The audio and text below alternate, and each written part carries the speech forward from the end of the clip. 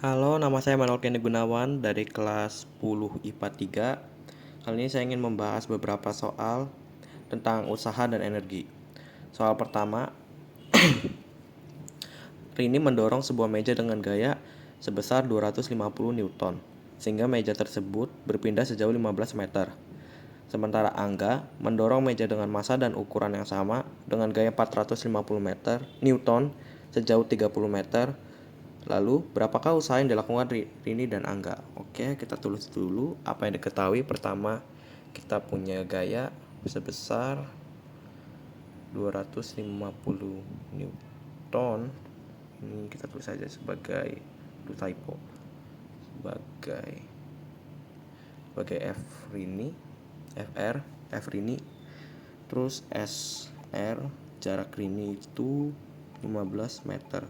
Terus ada kita punya FA, yaitu F-nya Angga sebesar 450 Newton. Terus jarak Angga ya, perpindahannya itu sejauh 30 meter. Kita langsung saja masukin ke rumus usaha, yaitu W sama dengan F kali S. Untuk usaha yang dilakukan oleh Rini kita tulis saja WR.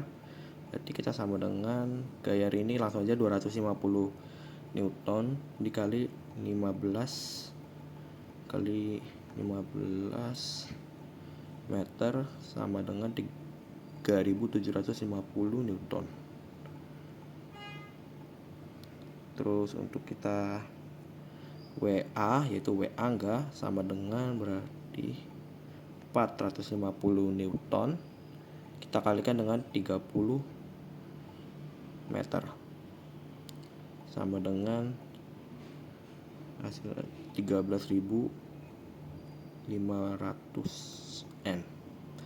Oke, untuk pertama selesai. Lalu untuk kedua, ada sebuah benda yang memiliki massa 4 kg yang mula-mula dalam keadaan diam pada suatu bidang datar yang licin. Kemudian pada benda tersebut bekerja sebuah gaya, sehingga kecepatannya menjadi 8 meter per sekon. Tentukan usaha yang dilakukan oleh gaya tersebut. Oke, kita jelas gak bisa pakai rumus yang pertama, yaitu yang W sama dengan F kali S. Kita harus pakai rumus yang kedua, yaitu W sama dengan EK2 dikurangin EK energi kinetik 1. Lalu EK sendiri, rumus EK sendiri itu sama dengan setengah EKMV kuadrat. Lagi kita tulis dulu yang pengen diketahui, masanya kita tahu jelas, itu ada ditulis 4 kg. Lalu untuk kecepatan awal VO itu 0 karena mula-mula diam. VT untuk kecepatan akhir kita tahu itu juga 8. Di sini juga nggak ada gesek, jadi sehingga itu di bidang licin, jadi sehingga gesekannya kita bisa abaikan. VT sama dengan 8. Oke, langsung saja. Usaha sama dengan EK2 min EK1.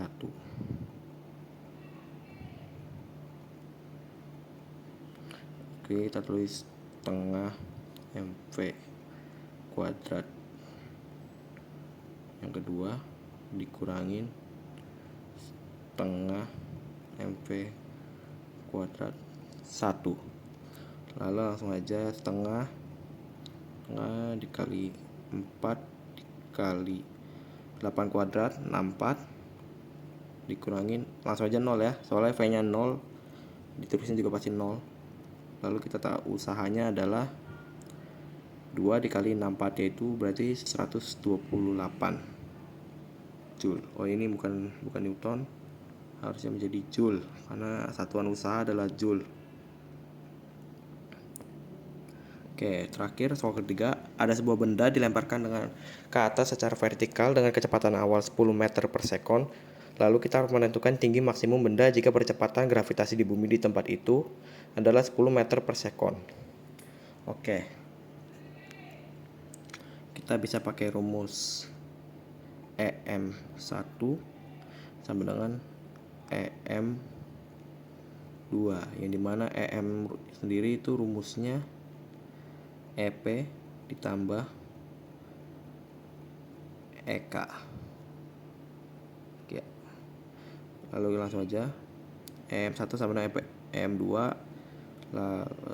EP1 tambah EK1 sama dengan EP2 tambah EK2. EP sendiri memiliki rumus M dikali G dikali H ditambah tengah MV kuadrat sama dengan M kali G kali H ditambah tengah MV kuadrat kedua.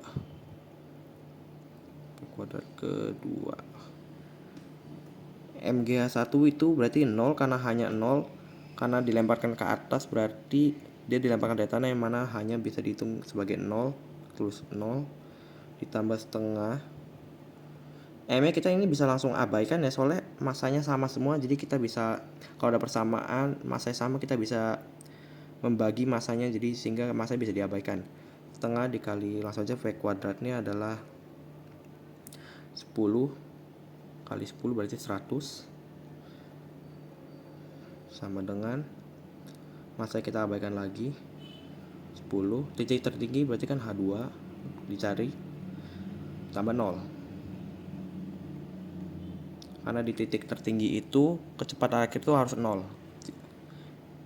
Jadi kita dapat H2 sama dengan 50 dibagi 10, 50 per 10. H2 nya kita dapatkan sama dengan 5 meter ya. Titik tertinggi berarti 5 meter. Oke, itu saja yang bisa saya bahas hari ini. Terima kasih untuk menonton. Sampai jumpa lagi.